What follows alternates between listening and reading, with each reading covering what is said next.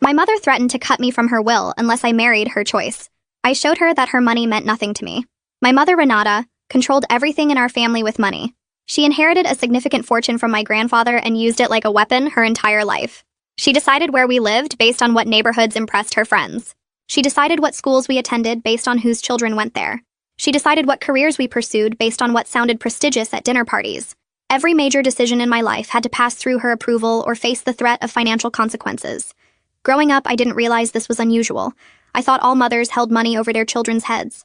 I thought phrases like, "You'll get nothing when I die," were normal parts of family conversations. I thought love and inheritance were the same thing. By the time I understood how twisted this was, I was already deep in the cycle of trying to earn her approval. I became a lawyer because she wanted a lawyer in the family. I dated people she approved of because she threatened to stop paying my student loans if I didn't. I attended events I hated and smiled at people I couldn't stand because she reminded me constantly that my future comfort depended on staying in her good graces. My younger brother figured out the game earlier than I did. He rebelled at 17 and moved across the country at 18. My mother cut him off completely and told everyone he was dead to her. She changed her will publicly and made sure the whole family knew he would receive nothing. She used him as an example of what happened when children disobeyed. I watched and learned to stay quiet. Then I met someone my mother didn't choose. His name was Franklin, and he worked as a carpenter. He built custom furniture for wealthy clients and made a decent living doing work he genuinely loved.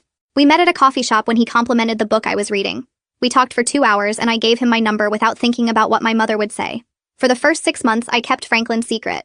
I told my mother I was too busy with work to date. I saw him on weekends and pretended I was visiting friends. I fell in love while lying to everyone about it. Eventually, my mother found out because she always found out. She had friends everywhere who reported back to her. Someone saw me with Franklin at a restaurant and described him as working class. My mother called me immediately demanding an explanation. I told her the truth. I said I'd been dating someone for 6 months and I was happy. She asked what he did for a living. I told her. She said absolutely not. She said I would end things immediately or face consequences.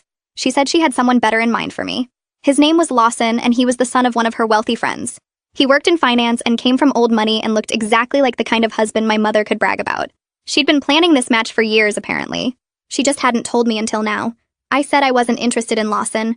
I said I was in love with Franklin. She said love was irrelevant and financial security was what mattered. She said Franklin could never provide the life I deserved.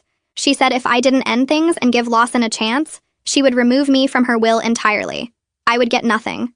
Not the house, not the investments, not the jewelry, not any of it. I would be as dead to her as my brother was. I asked for time to think. She gave me 2 weeks. During those 2 weeks, I did a lot of thinking, but not about what she expected. I thought about my brother, who had been cut off for years and somehow survived. I thought about Franklin, who built beautiful things with his hands and never